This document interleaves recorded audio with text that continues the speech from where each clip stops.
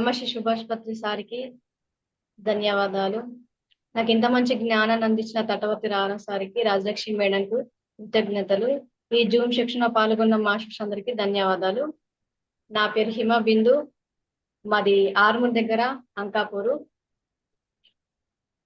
Voice బాగుందా madam? Okay madam. Okay. నేను ఈరోజు తీసుకున్న టాపిక్ ఏంటంటే, తటవర్తి రారా సార్ రాసిన బుక్ లో నుంచి జీవిత సూక్ష్మాలు. దాంట్లో టాపిక్ ఏంటంటే, తృప్తిగా జీవించాలంటే ఎలా?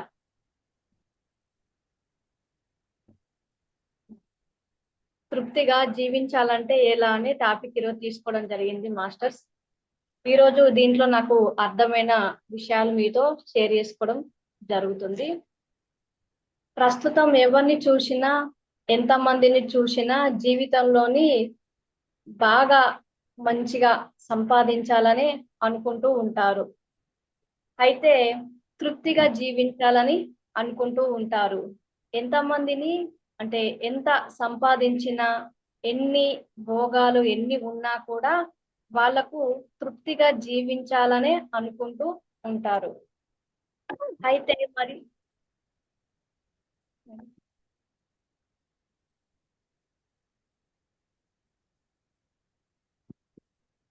ఎన్ని భోగాలు ఉన్నా, ఎన్ని సుఖాలు ఉన్నా,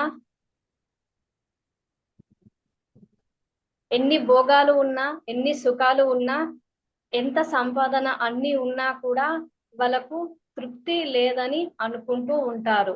అయితే దీంట్లో కొన్ని విషయాలు మనం తెలుసుకుందాం. ఏంటంటే ముఖ్యమైన ఒక 3 తెలుసుకుందాం.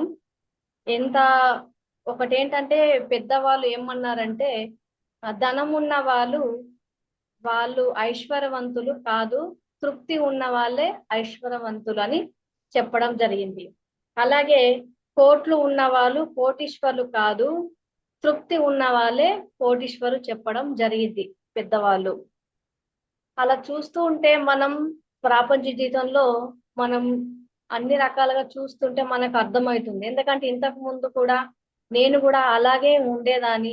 ఇప్పుడు ఎప్పుడైతే ఈ ఆధ్యాత్మికంలోకి నేర్చుకోవడం అంటే ఇళ్లకు రావడం ద్వారా, నేను తెలుసుకోవడం ద్వారా ఇంకా నేర్చుకుంటూనే ఉన్నాను, ఇంకా తెలుసుకుంటూనే ఉన్నాను. ఇంకా నాకు ఏం రాలేదనే అనుకుంటూ నేను ఎప్పుడు జూమ్ లో కానీ, ఈ అమ్మవారు కానీ క్లాస్ కానీ, సార్ క్లాస్ వినడం ద్వారా నేను ఈ మధ్య క్లాసు ఇట్లా చెప్తున్నా అంటే వాళ్ళ దయ వల్లనని నేను ఎప్పుడు వాళ్ళను మర్చిపోను అనమాట.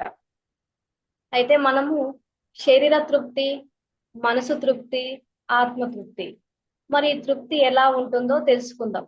శరీర తృప్తి అంటే ఇంద్రియాలు సుఖ పెట్టాలని బాగా ఆ తృప్తి పడాలని మనకు అనుకుంటూ ఉంటాము. ఎలా అంటే ఉదాహరణకు ఒక వ్యక్తి ఉన్నాడు. తను బాగా సంపాదించి పెద్ద ప్యాలెస్ అంటే పెద్ద బిల్డింగ్ కడతాడు. కట్టిన తర్వాత తన రూమ్ లో మంచిగా డెకరేషన్ చేసుకోవాలని, హాయిగా మంచి పెద్ద ఒక సోఫా, ఈ ఏసీ, అలాగే అన్ని రకాలుగా ఫిట్ చేసుకోవడం జరుగుతుంది. అన్ని చేసుకున్న తర్వాత ఏంటంటే ఒక్కొక్క ఇంద్రియానికి ఒక్కొక్క సుఖం అనేది ఉంటుంది కదా. ఒక పెద్ద టీవీ, చిన్న టీవీ అంటే మనకి ఇప్పుడు అంటే అప్పుడు అంటే చిన్న టీవీలు ఉండేవి. ఇప్పుడు మనకు పెద్ద టీవీ. ఆ పెద్ద టీవీ హాయిగా పెట్టుకొని చూడడం ద్వారా కళ్ళకు తృప్తి. అలాగే ఆ గదిలోని మంచి మ్యూజిక్ పెట్టుకొని వింటూ ఉంటే చెవులకు తృప్తి. అలాగే ఈ మంచి అగరబత్తులు ముట్టించేసి అవి వెలుగుతూ ఉంటే ఆ ముక్కు వాసన వల్ల ఆ ముక్కు తృప్తిగా ఉంటుంది. అలాగే మంచి మంచి స్వీట్లు, మంచి మంచి స్వీట్లు కానీ ఇలాంటివి తీసుకోవడం వల్ల, తినడం వల్ల ఆ నోటికి తృప్తి. అలాగే ఆ మంచం పైన అలా బురుతూ ఉంటే, ఏసీ ఆన్ చేసుకొని ఉంటూ ఉంటే ఈ శరీరానికి తృప్తి అన్నమాట. అంటే ఈ 5 ఇంద్రియాలు ఎంత సుఖపడుతున్నాయో మనం ఒకసారి గమనించవచ్చు. ఫ్రెండ్స్.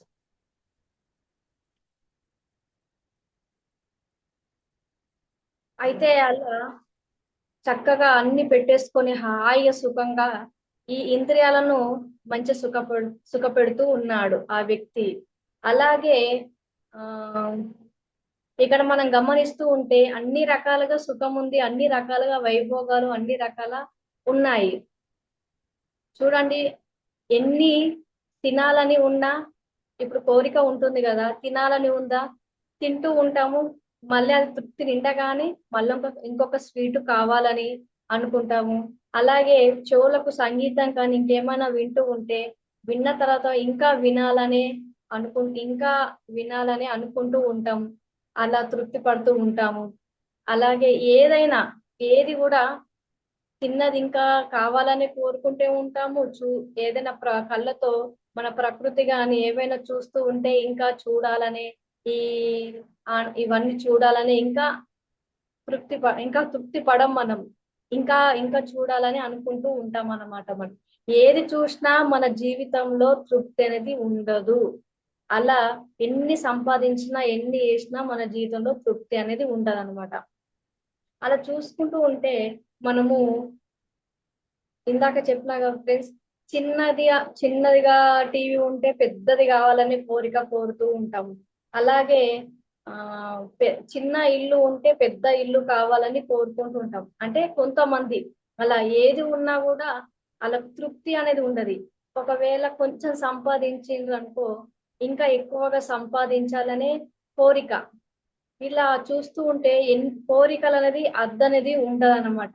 ఈ ఇంద్రియాలను ఎప్పుడు సుఖ పెట్టాలని, ఎంజాయ్మెంట్ ఉండాలని ఇలాంటి ఉంటూ ఉంటాయి. అలా అన్నమాట. కరెంటు పోయింది, నేను కంటిన్యూ చేస్తా. ఒక్క నిమిషం.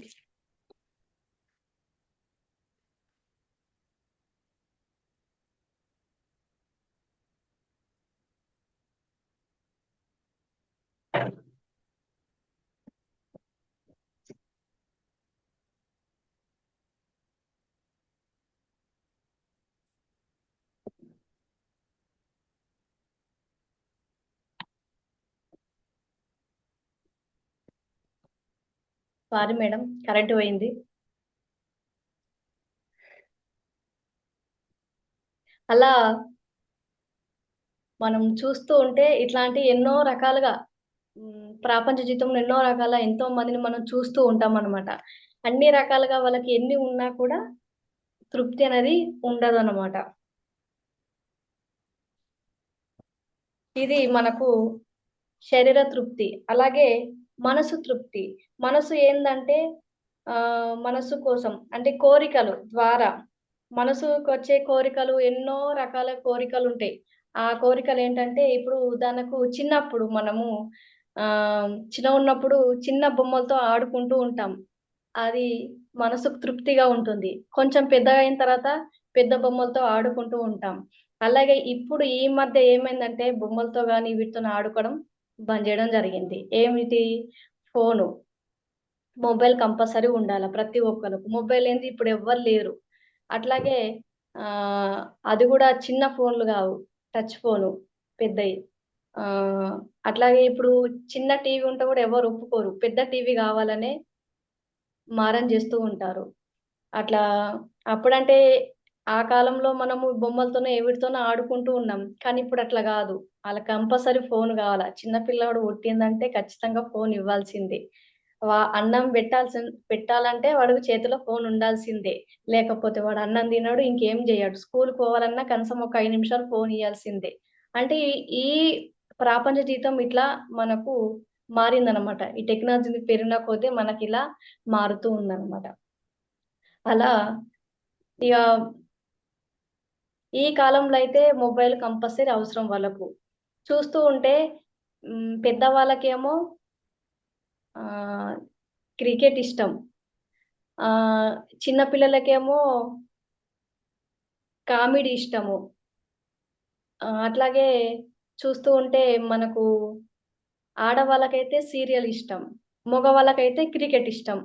ఇవి ఒకటే టీవీ ఉంటది గానీ, ఇవన్నీ అందరికీ కోరికలనమాట. ఈ మనసుతో కోరికలు. పెద్దవాళ్ళకేమో అదేంటి వార్త చూడాలని కోరిక. చిన్న వాళ్ళకేమో కామెడీ చూడాలనే కోరిక. ఒకటే టీవీ. కానీ అందరికి ఇట్లా కోరికలుంటాయి. ఇప్పుడేమైపోయింది ఈ మొబైల్ వల్ల ఎవరు వాళ్ళు బిజీగా అయిపోయింది. ఎవరి ఇష్టం ఉన్నది వాళ్ళు చూసుకోవడం జరుగుతుంది. ఇదేంది ఈ మనసు వల్ల, కోరిక వల్ల చూడడం జరుగుతుందన్నమాట. అలాగే జీవితంలోని బాగా సంపాదించాలని, బాగా చదువుకోవాలని అనుకుంటారు. బాగా చదువుకుంటారు. చదువుకున్న తర్వాత మళ్ళీ దానికి హద్దుందా? ఉండదు. చదువుకున్న తర్వాత ఒక మంచి ఉద్యోగం కావాలని, ఉద్యోగం తర్వాత హ్మ్, ఒక మంచి అబ్బాయిలుంటే ఒక మంచి కోడలు గావాలని, అమ్మాయిలుంటే మంచి అల్లుడు రావాలని. అది గూడా ఎట్లా మంచి ఉద్యోగం ఉండాలా, మంచి సంపాదన ఉండాలా, ఆళ్ళకు హోదా ఉండాలా, అన్ని రకాలుగా ఉండాలా. అన్ని రకాలుగా ఉంటేనే ఇస్తున్నారనమాట. అంటే చదువుకున్న తర్వాత కంపల్సరీ ఉద్యోగము, జాబు కంపల్సరీ ఇవన్నీ కావాల్సిందే. అది మళ్ళీ దేని వల్ల? ఈ మనసు వల్లనే, కోరికల వల్లనే జరుగుతూ ఉందన్నమాట.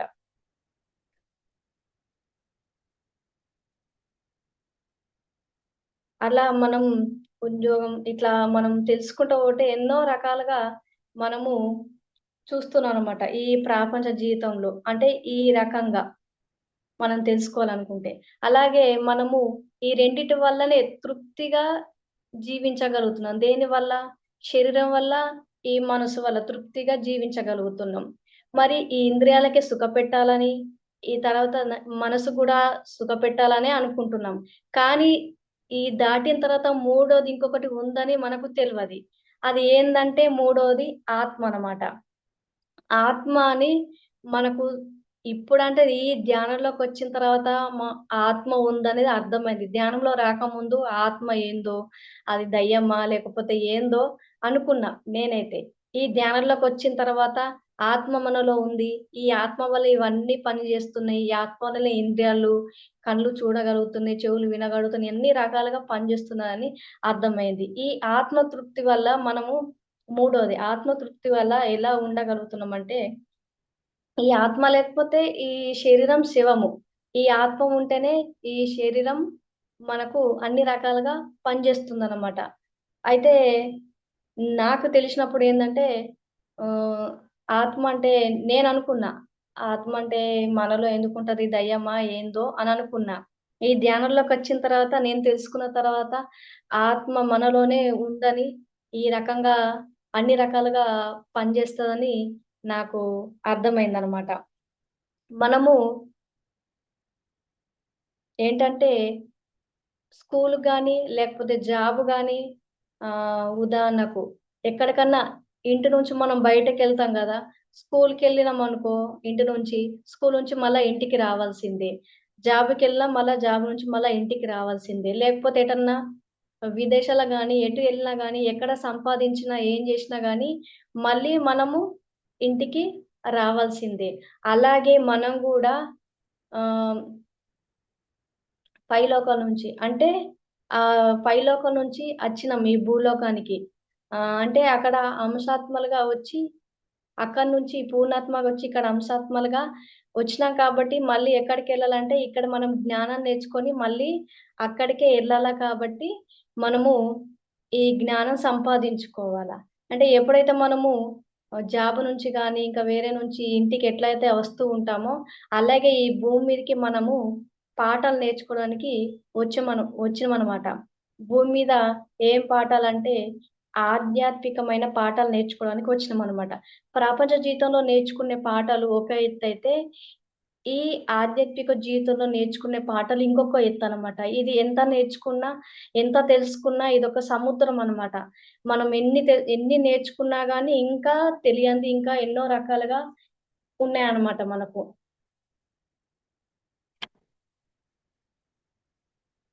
ఈ మనము అంటే ఎన్నో రకాలుగా ఉందనమాట నేర్చుకునేది మనకు బాగా. ఇది ఎంత నేర్చుకున్న సముద్రంలో మనం ఎంత నీరు తోడినా ఇంకా ఊరుతూ ఉన్నట్లు, మనం ఈ ఆధ్యాత్మికంలో ఎంత నేర్చుకున్నా ఇంకా నేర్చుకోవాల్సింది ఇంకా బాగా ఉందనమాట. అంటే నేను అర్థం చేసుకున్నా. నాకు తెలిసిన విషయము మీతో షేర్ చేసుకుంటున్నా. అలాగే ఈ ఆత్మ అలాగే మనం జ్ఞానం నేర్చుకునే వరకు ఇక్కడ మనము ప్రయత్నం చేస్తూ ఉండాలి. ఈ ఎట్లా అంటే ఆ ఈ శరీరం గాని ఈ మనసు గాని మనం ఏదైతే ఇస్తే తృప్తిగా ఎలాగైతే ఉంటుందో ఈ ఆత్మ మన జ్ఞానం నేర్చుకొని జ్ఞానం సంపాదించుకుంటే అప్పుడు ఆత్మ అనేది తృప్తిగా తృప్తిగా ఉంటుందన్నమాట. అలా ఎన్ని ఉన్నా, ఎన్ని సంపాదనలు, ఎన్ని భోగాలు ఉన్నా, ఎన్ని ఉన్నా ఆ మనకు ఎన్ని ఉన్నా కూడా, ఎన్ని వేసినా కూడా మనకు ఆఖరికి రావాల్సింది ఈ ఆత్మ దగ్గరికే, నేర్చుకోవాల్సింది ఈ ఆధ్యాత్మికమే. ఇంకొక మార్గం లేదని నాకు బాగా అర్థమైంది. అందుకే నేను ప్రతి నెల భీమవరం వెళ్ళడం, అక్కడ బాగా ఎక్కువగా ధ్యానం చేయడం, ఎక్కువ అక్కడ జ్ఞానాన్ని సంపాదించుకోవడం, ప్రతి నెల అక్కడ వెళ్ళి చేయడం జరుగుతుంది. అంటే భీమవరం వెళ్తే అక్కడ మనము జ్ఞానం అనేది సాధనది ఎక్కువగా కుదురుతుంది. అదే జూమ్ లో జాయిన్ అయితే మనకు జ్ఞానం అనేది ఎక్కువగా వస్తుంది. ఈ జూమ్ లో జాయిన్ కావడం వల్ల జ్ఞానం అంటే అమ్మా నాన్న చెప్పిన వాళ్ళ జ్ఞానము ఎంతో మనకు తెలియని విషయాలు ఎన్నో రకాలుగా చెప్తారనమాట జూమ్ లో.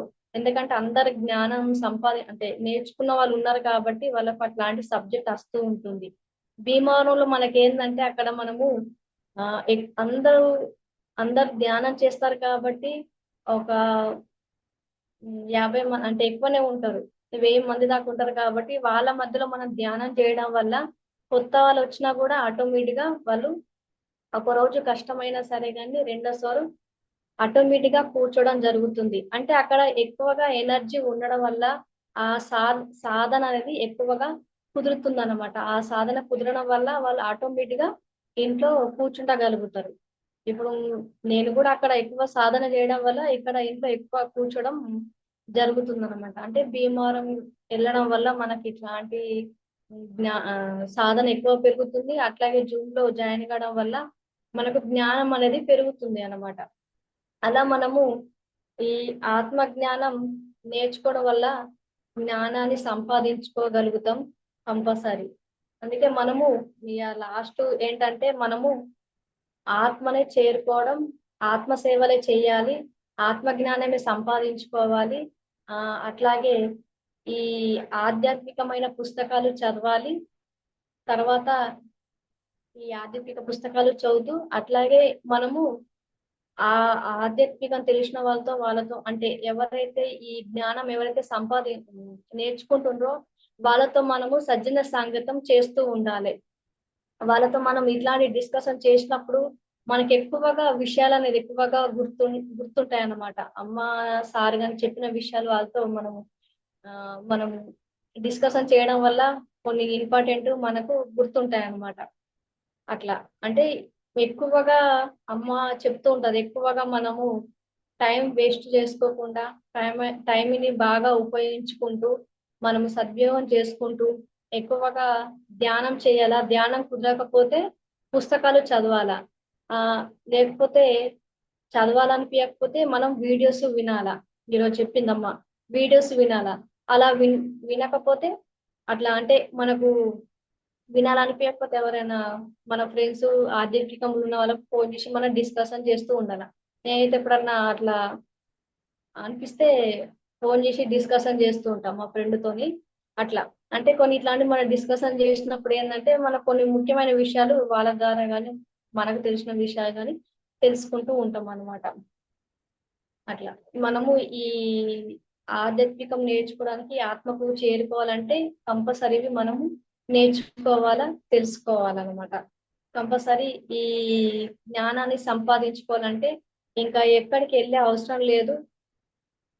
తటవర్తి రారో సార్ దగ్గర, రాజలక్ష్మి మేడం దగ్గర అక్కడ మనం అక్కడికి వెళ్ళి భీమవరం వెళ్ళి నేర్చుకుంటే చాలు. ఎందుకంటే అమ్మ అంటుంటది కదా, బయట ధ్యానం చేసిన వాళ్ళకంటే ఈ జూమ్ లో గాని భీమవరం వచ్చిన వాళ్ళు కానీ ఎక్కువ జ్ఞానాన్ని సంపాదించుకుంటుండ్రు, ఎక్కువగా సాధన చేస్తుందని అమ్మ ప్రతిసారి క్లాస్ లో చెప్పడం జరుగుతుంది. అది అమ్మ అంటుంటే నేను నిజంగానే ఆలోచించడం జరిగింది. కరెక్టే కదా. బయట అంటే పత్రిసారు దగ్గర ఉన్న వాళ్ళందరూ ధ్యానం చేసిన వాళ్ళే. కానీ వాళ్ళు ఎలా ధ్యానం చేస్తున్నారు, మనం ఈ జూమ్ లో ఉన్న వాళ్ళు, ఇక్కడ ఉన్న వాళ్ళు ఎలా ధ్యానం చేస్తున్నారని నాకు అర్థమైంది అనమాట. అంటే వాళ్ళను మనని పోల్చి చూస్తే నాకు అర్థమైంది అనమాట. అంటే వాళ్ళకంటే ఎక్కువనే మనం ధ్యాన సాధన, జ్ఞానం అనేది ఎక్కువ నేర్చుకుంటున్నాం అనేది నాకు బాగా అర్థమైంది. అట్లా అంటే ఇప్పుడు మనము ఈ భూమి మీదకి వచ్చిన ఏంటంటే, మన పర్పస్ ఏంటంటే జ్ఞానాన్ని సంపాదించుకోవాలి, జ్ఞానాన్ని నేర్చుకోవాలి. ఆ అట్లాగే మనం ఒక 10 మందికి నేర్పించాలి అని సారు చెప్పడం జరుగుతుంది. ఈ ఆత్మజ్ఞానాన్ని చేరుకోవాలంటే ఇదొకటే మార్గం. అది కూడా శ్వాస మీద ధ్యాస పెట్టి ధ్యానం చేయడం వల్లనే మనము సరి అయిన సాధన అనేది చేస్తాం. అది మ్యూజిక్ వల్ల వీటి వల్ల కాదు. ఎప్పుడైతే మనం సరి అయిన ధ్యానం చేస్తామో అప్పుడు మనము ఆత్మ దగ్గరికి చేరుకుంటాము. ఆ జ్ఞానం అనేది సంపాదించుకుంటాం అన్నమాట. నాకు ఈ రోజు ఈ సబ్జెక్ట్ లో అర్థమైన విషయాలు ఫ్రెండ్స్, ఏమన్నా మిస్టేక్స్ ఉంటే క్షమించండి. అంటే మా శరీర తృప్తి, మనసు తృప్తి, ఆత్మ తృప్తి. లాస్ట్ కి ఏంటంటే ఫైనల్ ఈ ఆత్మ తృప్తి వల్ల ఎంతో ఆనందం. అంటే ఇన్ని రోజుల వరకు శరీరమే మనసే ఇంద్రుడు ఇట్లా అనుకుంటున్నాం కానీ ఈ ఆత్మ అన్నిటిని నడిపించేది ఈ ఆత్మ అనేది నాకు బాగా అర్థమైంది. మొన్న అమ్మ చెప్పడం వల్ల నాకు ఇంకా బాగా అర్థమైంది. ఈ అన్నిటిని నడిపించేది మన ఆత్మ ఒకటే ఆ అని నాకు బాగా అర్థమైంది. ఆ ఇక ప్రతి విషయం ఏది తెలుసుకున్నా మనలో ఆత్మ ఉంది. ఈ ఆత్మ వల్లనే, ఈ శక్తి వల్లనే మనకు అన్ని రకాలుగా పనిచేస్తుందని నాకు బాగా అర్థమైంది. నేను ప్రతి విషయాన్ని నేను కంపల్సరీ ఇంకా తెలుసుకోవాలని అనుకుంటున్నాను. నాకు ఇంత మంచి అవకాశం ఇచ్చిన మాస్టర్స్ అందరికీ ధన్యవాదాలు. Thank you.